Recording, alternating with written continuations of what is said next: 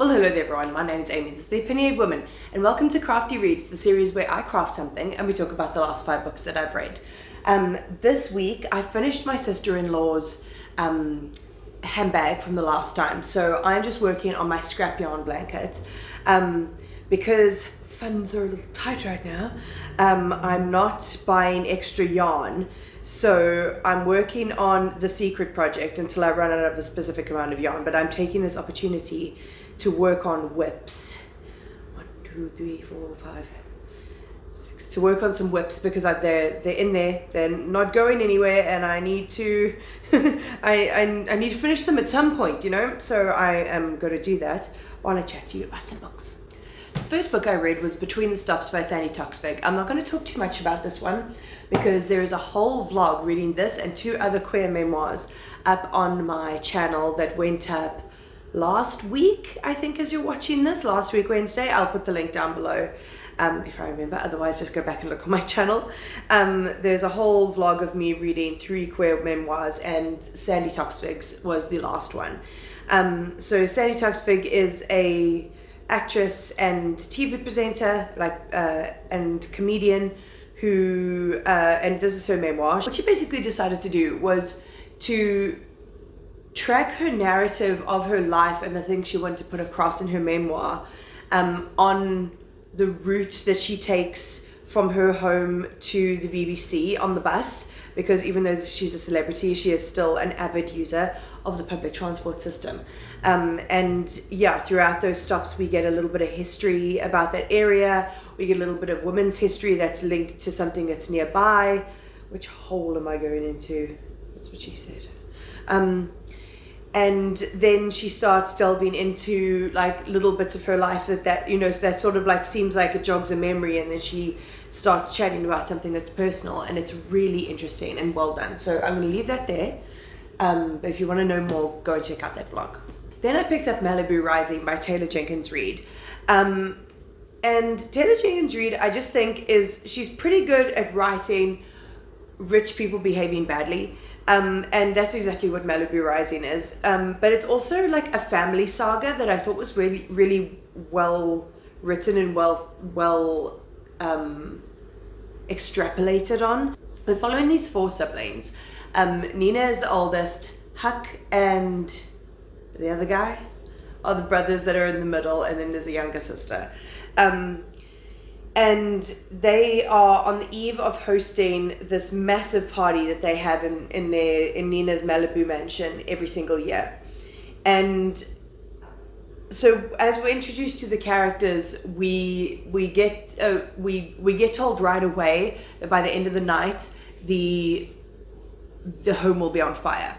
So we don't know how that happens, we don't know what leads to it, we just know that the big party is going to happen. But we don't get, it's not just based on this one night, because these kids are the children of a famous rock star who is a complete deadbeat dad. And we also get flashes back to their parents' love story, how their parents met, how they split up, how they met again, how they split up again, their whole tumultuous relationship.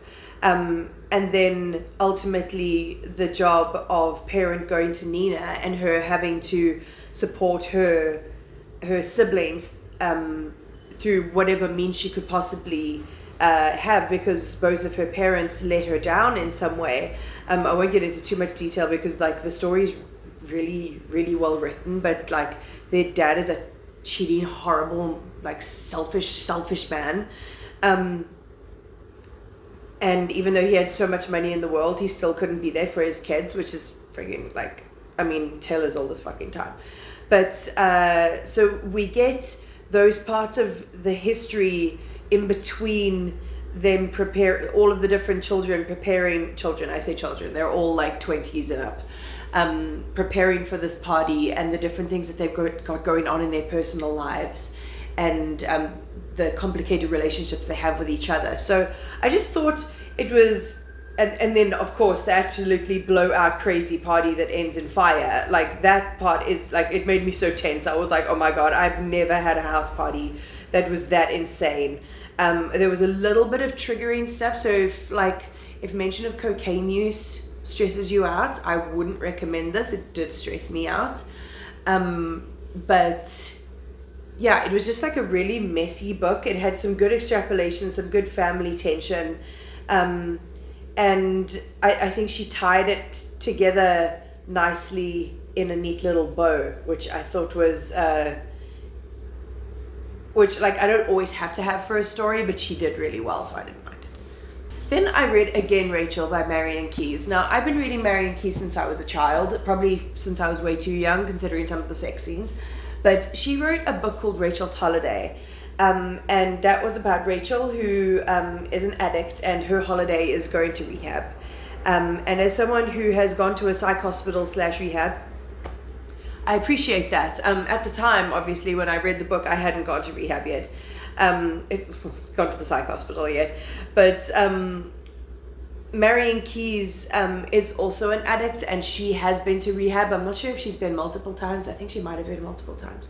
So she really knows how to write about the addict's mind and about being in a facility like that. So she just handles it really well, because you can really tell from someone who has experienced it, even though my psych hospital was like the cushiest, like loveliest psych hospital you could ask for.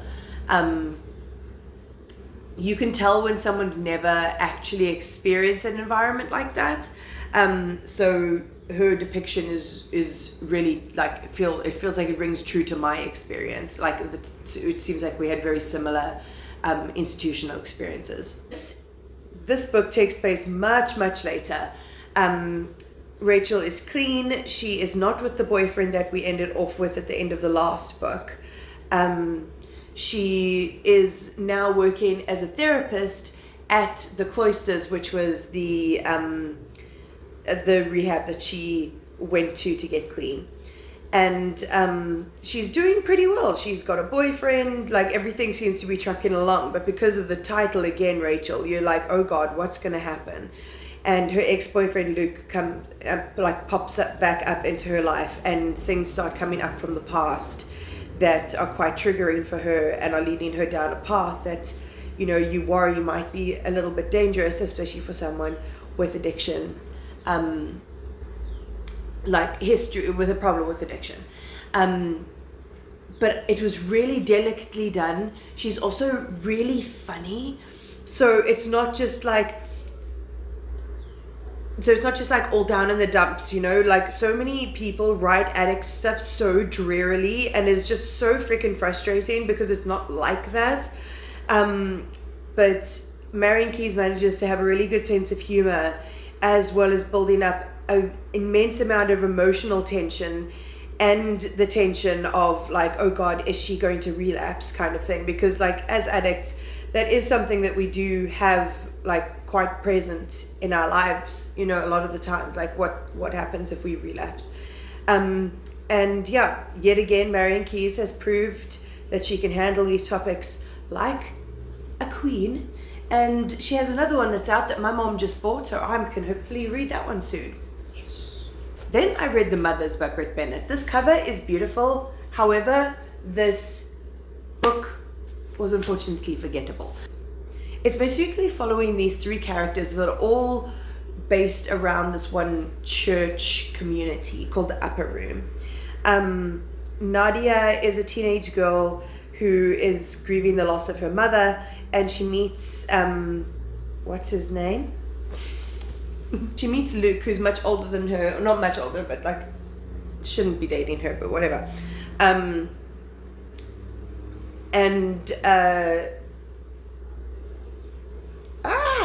It's getting all tangled. There we go. So she meets him. He's the pastor's son. She likes him very much. They hook up. She ends up getting pregnant, and she has to get an abortion. This is all on the back. It's not like I'm not spoiling something. But the way that Luke handles it is so poor that their relationship basically doesn't recover. So what makes it really awkward is that her dad gets her a job working as the assistant to Luke's mom at the church. So she has to be like right up there with Luke's mother. the guy who, you know, just paid for her abortion and then just sort of left her in the lurch. Which is kind of an awkward situation for her to be in. But in this situation, she meets a girl called Aubrey who lives with her sister and her girlfriend, her sister's girlfriend. And she spends a lot of time at the church. Her name is Aubrey, and her and Nadia start an unlikely friendship. But then eventually Nadia, she gets away, she goes to school. She ends up, I think, in New York. And she goes to start the next part of her life. So now Aubrey and Luke are around the same sort of area and in the same sort of circles and are getting to know each other and develop a romantic relationship. But Aubrey doesn't know the history of him and Nadia. So it's like this really tense, really uncomfortable,